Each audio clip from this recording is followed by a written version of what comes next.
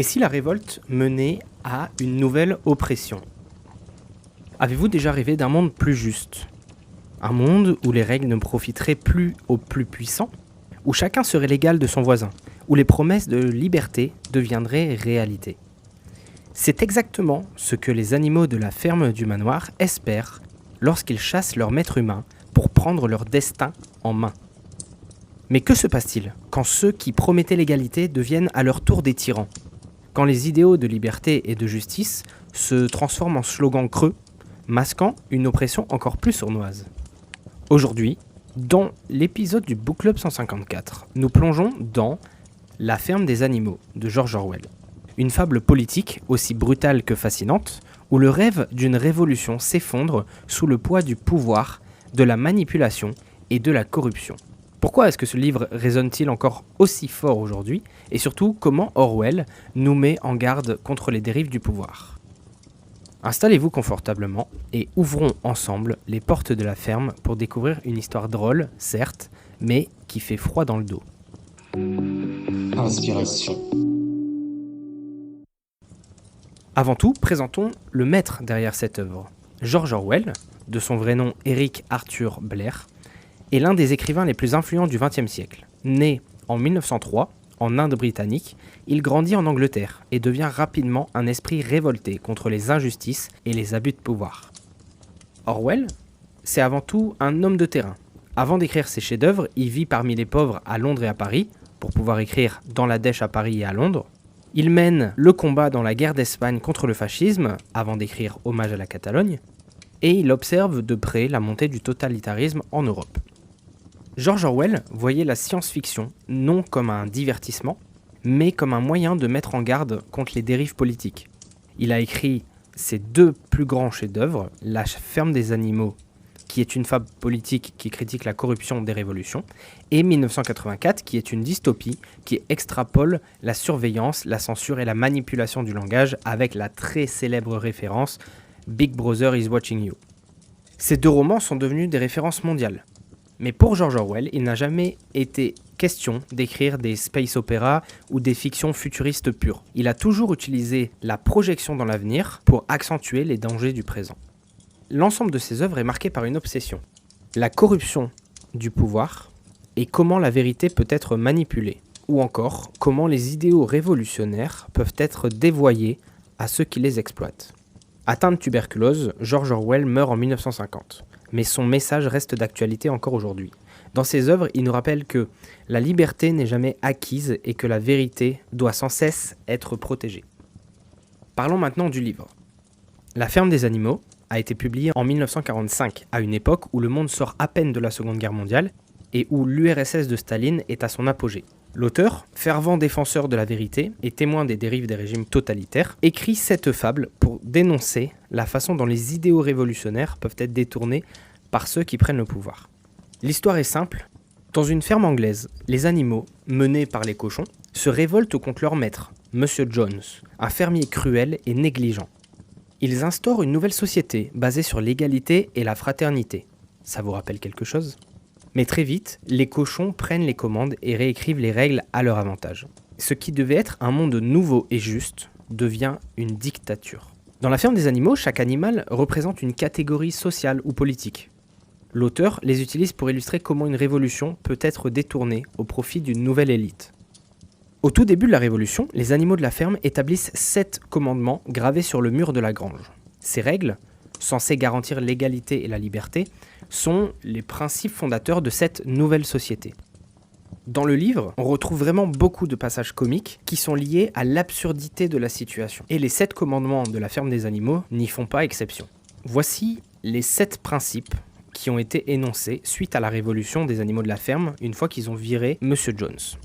Tout ce qui est sur 2 jambes est un ennemi. Tout ce qui est sur 4 pattes ou a des ailes est un ami.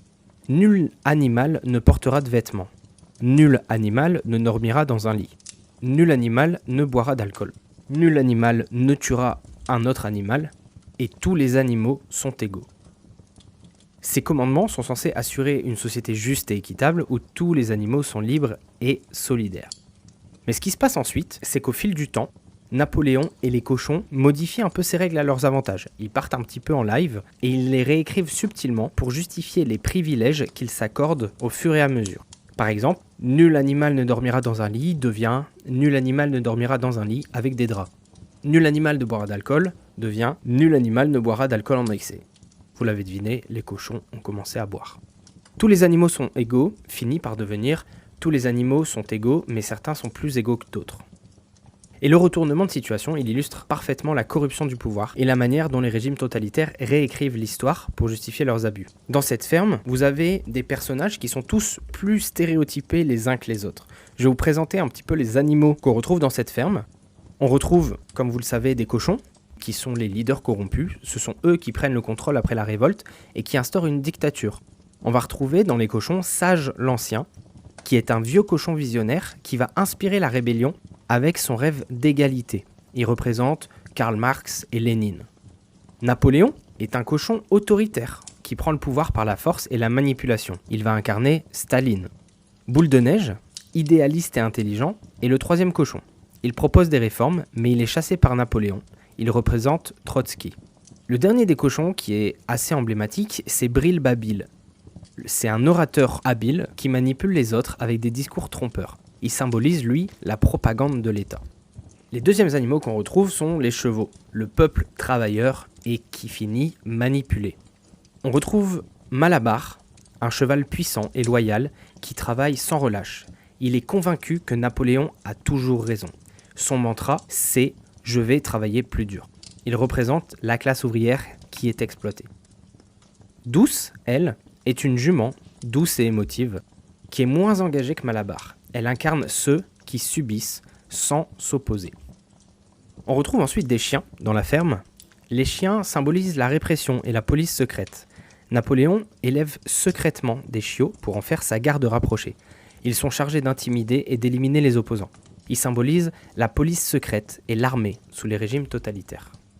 Ensuite, on retrouve les moutons, les masses aveuglées par la propagande. Les moutons répètent sans réfléchir les slogans imposés par Napoléon, comme « Napoléon a toujours raison » ou « 4 pattes bien, 2 pattes mieux » quand les cochons se mettent à marcher sur 2 pattes.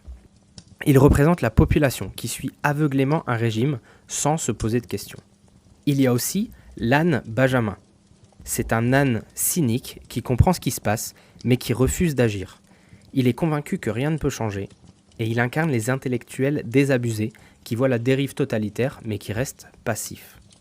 D'un autre côté, les premières victimes de la tyrannie sont les volailles. Quand Napoléon impose des quotas de production d'œufs, les poules tentent de se rebeller. Elles sont exécutées en représailles, illustrant le sort des premières victimes des purges politiques. Et enfin, on retrouve les autres animaux, la masse silencieuse, qui sont les vaches, les canards, les lapins, et les autres animaux qui jouent un rôle mineur, mais qui représentent en fait la population générale qui subit les décisions des élites sans pouvoir s'y opposer. Chaque personnage montre une facette du pouvoir et de la manipulation. Orwell nous rappelle ainsi que l'histoire de la ferme est celle de bien des révolutions et de leurs dérives. Dans cette ferme, tout commence par un rêve, celui du vieux cochon Sage l'Ancien, comme on l'a dit, qui est inspiré des personnages de Karl Marx et Lénine, qui prêche la révolte contre les humains et la création d'une société égalitaire. Il meurt avant même de voir son rêve se réaliser, mais son message enflamme les esprits. Il dira « L'homme est la seule créature qui consomme sans produire. Il ne donne pas de lait, il ne pond pas d'œufs. Il est trop faible pour tirer la charrue, il ne peut pas courir assez vite pour rattraper des lapins, et pourtant, il est le maître de tous les animaux. » Ce message de Sage l'Ancien est puissant. Il dénonce l'exploitation des plus faibles par une élite parasite. Inspirés, les animaux chassent Monsieur Jones et proclament leur indépendance. C'est un moment d'espoir, de liberté, où tout semble possible. Mais comme dans toute révolution, le vrai défi commence une fois le pouvoir conquis. Qui écrit les lois ? Qui prend les décisions ? Et surtout, qui veille à ce que le nouveau système ne reproduise pas les mêmes injustices que l'ancien. Les cochons, et surtout Napoléon, qui est l'allégorie de Staline, s'imposent rapidement comme les nouveaux dirigeants. Ils utilisent la peur, la propagande et la force pour s'assurer que les autres animaux restent obéissants. Alors que les animaux avaient pour habitude de faire des réunions le dimanche matin pour communiquer et mettre en place la rébellion, la révolution et la nouvelle société, Napoléon avait décrété que dorénavant, les réunions du dimanche matin n'auraient plus lieu. Elles étaient inutiles, disait-il, et perdaient un temps précieux. Et on voit que peu à peu, la démocratie promise disparaît. La propagande devient une arme. Le cochon brille babi, inspiré des propagandistes soviétiques, répète sans cesse que tout va bien, que la ferme est plus prospère qu'avant, même quand les animaux meurent de faim. Comme on l'a vu, les cochons vont progressivement réécrire l'histoire, effacer leurs crimes et vont transformer des échecs en succès. Et George Orwell ici montre comment un régime peut manipuler la mémoire collective pour asseoir son pouvoir. Et ça va même beaucoup plus loin lorsque les cochons décident d'utiliser la peur comme instrument de contrôle. Quand la manipulation ne suffit plus, Napoléon utilise la terreur. Il élimine ceux qui osent contester son autorité, organisant des exécutions publiques sous les yeux des animaux terrifiés. Dans le livre, l'auteur écrit « À cet instant, les chiens surgirent, se précipitèrent sur eux et, au signal de Napoléon, les égorgèrent sur place. » Là où M. Jones régnait par l'exploitation, Napoléon gouverne par la peur. Les animaux sont toujours opprimés, mais cette fois par leurs propres camarades. Le message d'Orwell est glaçant. Quand un régime s'accapare le pouvoir par la force et le mensonge, il ne sert plus le peuple, il le soumet. Et ce sont des notions qui font très froid dans le dos, mais qui sont mises en scène de façon très comique. Comme je vous le disais, les cochons ont décidé de marcher à deux pattes, mais ce n'est pas tout. Ils ont commencé à porter des vêtements et boivent du whisky. Et George Orwell écrit « Les cochons vinrent, tous ensemble, hors de la ferme, marchant d'un pas majestueux, à deux pattes, puis s'arrêtèrent en cercle. Napoléon lui-même sortit, portant un chapeau melon. » La vision d'un cochon en chapeau melon, marchant fièrement sur deux jambes, c'est une caricature absurde de la bourgeoisie et des élites corrompues. Et quelques pages plus tard, on verra même qu'ils organisent un banquet avec du whisky pendant que les autres animaux meurent de faim. Napoléon commence aussi à se faire traiter comme un roi. Et il y a un passage qui montre l'absurdité du culte de la personnalité qui est mis en place. Napoléon, qui se veut être un dirigeant juste et proche du peuple, finit par exiger des titres dignes d'un empereur, totalement déconnecté du quotidien des animaux, comme le montre ce passage. Il fut décidé que Napoléon aurait désormais le titre de leader bien-aimé. On lui donna également plusieurs autres distinctions, comme père de tous les animaux et protecteur du terrier des lapins. Comme je vous l'ai dit, ce livre il est assez intéressant parce qu'en même temps que l'on vit les déboires d'une révolution, on peut aussi rire de l'absurdité de la situation. Et ces moments de comédie, ils sont pas là juste pour faire rire. Ils montrent vraiment l'absurdité du pouvoir, l'hypocrisie qu'ont les dirigeants à détourner le pouvoir et la manière dont la propagande vient transformer la vérité. Orwell nous montre bien que la tyrannie ne naît pas toujours de la violence brute, mais aussi du ridicule et du mensonge. En conclusion, La ferme des animaux n'est pas juste un livre sur le communisme ou la dictature soviétique. C'est une réflexion universelle sur la nature du pouvoir, l'histoire d'une révolution qui tourne au cauchemar, d'un idéal détourné par ceux qui en prennent le contrôle. Pourquoi ce livre résonne-t-il encore aujourd'hui ? Parce que l'histoire se répète, parce que les belles promesses politiques cachent souvent des ambitions personnelles, parce que la manipulation, la propagande et la peur restent des outils de contrôle puissants.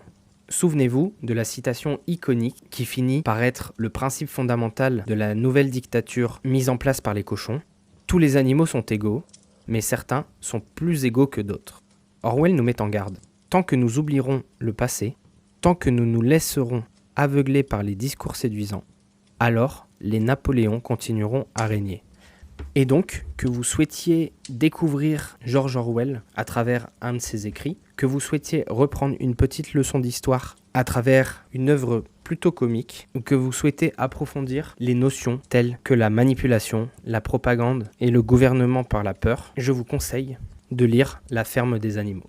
Voilà, merci de m'avoir écouté jusqu'à la fin. J'espère que cet épisode vous aura plu. Et je vous dis à très vite sur Inspiration Podcast. Inspiration.